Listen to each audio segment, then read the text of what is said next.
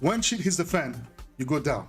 You feel super low, nothing goes well. No matter what people tell you, it just doesn't seem to really just hit you the way it needs to be hitting you, you know. And so this comes to the question of paradigm. And after all, my notes are making sense. Like, oh damn, let me give myself some credits. You know, focused mind. You see, lead by example. This lead one person to then understand that, you know, you start creating a paradigm, and so that's where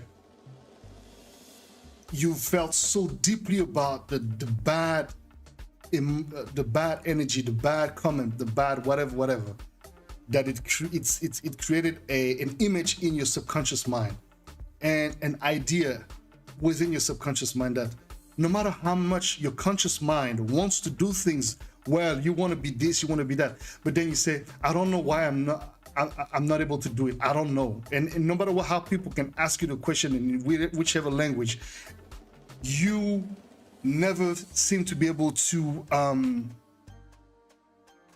solve the problem, you know, because the problem is not that your mind it doesn't want.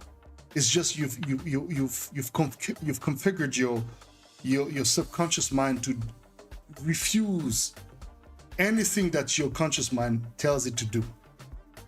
So you become a victim, first of all, so all this is a consequence of the thoughts that in the first place you entertained, and you decided to define your life through, you know what I mean? You decide to define your life through these, you know, reflections. You decide to define your existence through these tragic or dramatic moments, and therefore you feel like this is just what you deserve, or this is all your worth is about, etc., etc. And those are beliefs that create a paradigm. And so it's very important. Please do take notes if you want, but since you can watch this as a replay, and it's very important for you to understand. And this is something that I caught from a gentleman, I forgot his first name, but it's Mr. Proctor. And so it really is powerful what he said about paradigms. And if you recall, I was talking about paradigms already on MQT 9 and MQT 8, and it's very important. It's so funny that I stumbled upon that the other day, and I was like, oh yeah, straight up taps into the conversation. So basically, the paradigm is a multitude of habits that are programmed into your subconscious mind to control your behavior, right? So in this case, we're talking about how easy it is for you, for me, for everyone to start creating these habits, you know, program them into our subconscious mind. And the subconscious mind is really the mind that, you know, does make you do things in a very, I would say, instinctive way. You don't really have to think about it. It's just manifesting that in your life. And so this leads you to have, you know, usually, for example, relationship, you know, it's not just the explanation, but it does say a lot, or gives massive clues about why, for example, you, massive clues on why you are, you know, usually meeting, you know, a man or woman that are not necessarily good for you. It tells a lot on, you know, why, for example, at work, this and that is happening to you, or why, for example, this and that in your life is not working out. All of these things, usually that's what people say. A lot of the things that happen to you in your life are the fruits of your creations. And as horrible as that may sound, because of course, it's not that you want something bad to happen to you, of course not.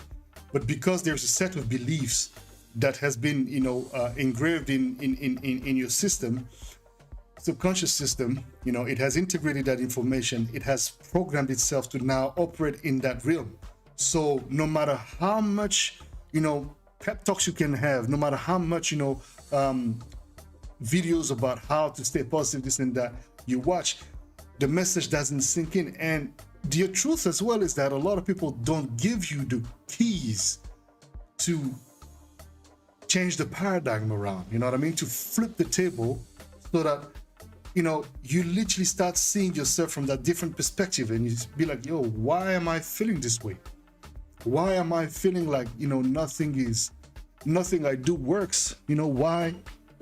As a matter of fact, why does everything I do not working the way I want it to work. And so this is very important, since your thoughts precede your words. There's a saying that says, watch what you think, and even more so what you speak. Oh man, I've learned so much from that. I mean, I've seen it firsthand. The other day, actually, as I was, New Year's Eve, I was feeling rather down. A part of me, was not. I was feeling mellow. I was thinking about a couple of things, and I was really feeling mellow. But super grateful, super thankful, but very mellow. And so I told myself, I said, nah, man, this is just not. No, I mean, I understand. And let me distinguish what that feeling is. And, there was melancholia, there was a little bit of sadness, there was, the sense of missing a particular type of energy, and then I was like, no, you're starting to create a reality that is anchored in negativity in a way, right? So instead of feeling empty, instead of feeling like I was lacking something, or instead of feeling like I didn't have that very specific energy that I wanted with me at that time, at that moment, I should feel abundance. I should feel grateful. I should feel thankful that I'm here, that I'm breathing, that I'm experiencing this moment. Let me look back at everything that I've gone through. Let me understand and acknowledge that, what is meant to be will be, what is not is not. But right now, what is meant to be is for you to be here now and feel this. And it came and edified itself. Anthony is saying, totally agree. One thing I noticed is unless someone recognizes this and realizes that it is an issue and the effects it has, then they are never able to shift the mindset. Exactly.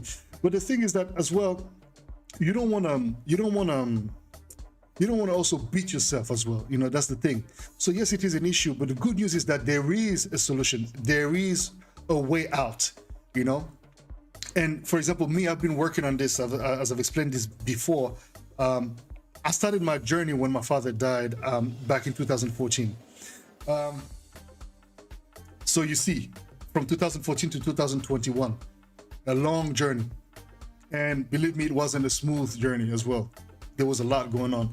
But I started to work deeply, even more so when my father passed away. I was doing that already. So there was already an openness to a lot of conversations, a lot of ideas, a lot of concepts. But, the work really started taking place, from that point, 2014, all the way to now, and of course beyond. Because this is now part of my system. This is how I function. This is how I think. So I don't, for example, when I see a problem, I don't see a problem. I see a solution. That's why, for example, I don't deal very well with people who constantly see problems where there is not necessarily a problem. There's actually an opportunity. And but I had to also learn that everybody's not on the same, frequency as yours when you've been doing this for so long. So I've been at this for so long as well. I do have a little bit of a margin of evolution, but that doesn't mean that I'm better. It just means that I understand things from a different perspective, and I'm trying my best to stay to keep the course. And that is why I'm talking about negative experiences usually sidetracking you from the actual paradigm you're trying to build, or you work to build, and then it got messed up and broken down to pieces, like a sandcastle. Because this is the problem, and this is something that I've noticed, right? In order for the paradigm you build, the positive paradigm, the paradigm that you're building, this multitude of habits, right, that are programmed into your subconscious mind to control your behavior in a positive way now, right? For example, waking up every day and giving thanks, feeling grateful, sensing the power of the life that inhabits your body, your system, giving grace to the beauty that is your life, and that is the life of those around you, working out every day, eating healthy every day, drinking water, this and that, or walking your dog, developing a set of habits, or loving your partner, or listening to your child, or asking, you know what I mean, whatever it is that you're creating as part of the paradigm, the positive paradigm you're creating for yourself, these sets of positive habits that help you elevate yourself to realizing what it is that you're trying to realize in your life, as in projects, whatever the case may be, right?